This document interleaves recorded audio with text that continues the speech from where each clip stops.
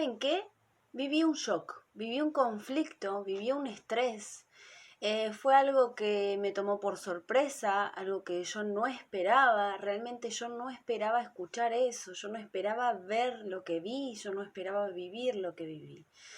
Realmente lo viví en soledad, sin solución aparente y muy de imprevisto. ¿Y ahora cómo sigo yo? ¿Cómo sigue mi cuerpo? ¿Cómo lo expresa mi cuerpo de ahora en más? Hola, ¿cómo andan? Bueno, volvamos para atrás. Yo viví un shock, un conflicto, un estrés. ¿Ahora qué pasa? Ahora, ¿qué pasa interiormente en mí? ¿Qué pasa en mi cerebro? Cuando nosotros vivimos un shock, un conflicto o un estrés, se empieza a producir un desequilibrio, ¿sí? Porque yo empiezo a tener insomnios y esas cosas. Nosotros tenemos dos sistemas autónomos que funcionan en el ser humano, ¿sí? Uno de los tantos, ¿sí? Estos dos se llaman sistema simpático y sistema parasimpático. El parasimpático es el que funciona durante la noche y el simpático es el que funciona durante el día. Cuando yo viví un shock, un conflicto o un estrés, estos sistemas empiezan a desequilibrarse. ¿Por qué? Porque el simpático empieza a funcionar más que el parasimpático.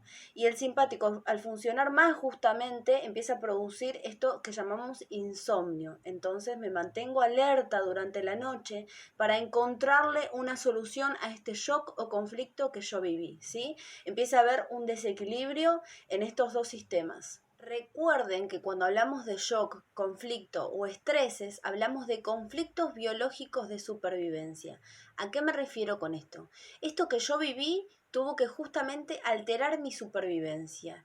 Y justamente cuando hablamos de supervivencia, hablamos de superar una vivencia, ¿sí? Esto que me pasó, este estrés, este conflicto que yo viví, tuvo que ser un antes y un después en mi vida. Yo después de esto que pasó, nunca más volví a ser la misma persona.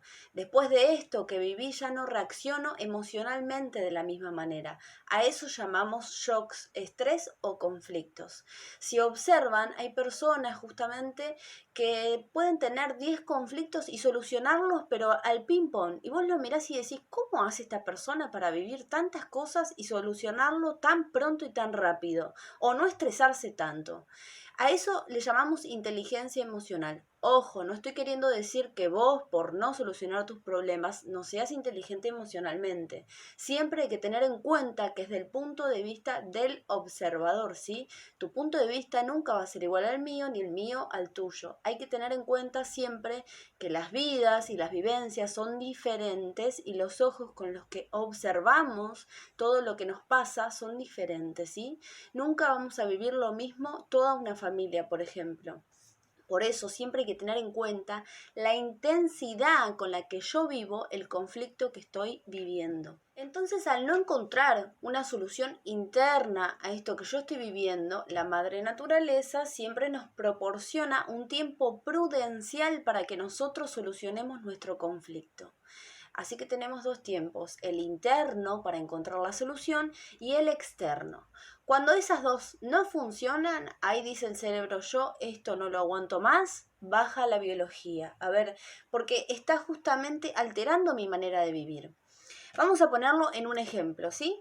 Vos poné de ejemplo tu conflicto y yo te voy a dar este ejemplo y vamos a vivenciarlo de la misma manera, pero con ejemplos diferentes. Supongamos que yo quiero cruzar un río, ¿sí? Antes de cruzar este río yo digo, ay no, me voy a morir, ay no, me va a pasar algo malo, ay no, me voy a caer. Y empiezo a tener muchos miedos, muchos miedos, muchos miedos. Entonces, ¿qué hace mi cerebro? Realmente estoy viviendo un estrés, porque yo quiero cruzar ese río, pero me imagino tantas cosas que no lo puedo hacer. Entonces el cerebro elige entre el mal mayor y el mal menor, ¿sí? El mal menor en este caso sería que me agarre una parálisis, que deje de caminar directamente para dejar de pensar en que quiero cruzar ese río y no cruzarlo directamente. ¿Por qué? Porque tengo una solución biológica, ¿sí? Por esto que me está pasando, por esta parálisis que yo estoy teniendo, no puedo cruzar el río. Así que chao, problema, se acabó. Ahora, el mal mayor sería justamente que yo siga años pensando en ese conflicto, que quiero cruzar el río y no lo puedo hacer porque me puede pasar algo malo. Ese es el mal mayor. Así que siempre nuestro cerebro nos va a resguardar de la vida, ¿sí? La función del cerebro justamente es mantenernos con vida al instante siguiente. Por eso ahí es cuando viene la enfermedad. Volvamos de nuevo. shock, conflicto o estrés, busco solución interna, busco solución externa. Al no encontrar ninguna de las dos, ahí viene la enfermedad como solución a la vivencia, al conflicto que yo estoy viviendo, ¿sí? Les agradezco mucho, mucho.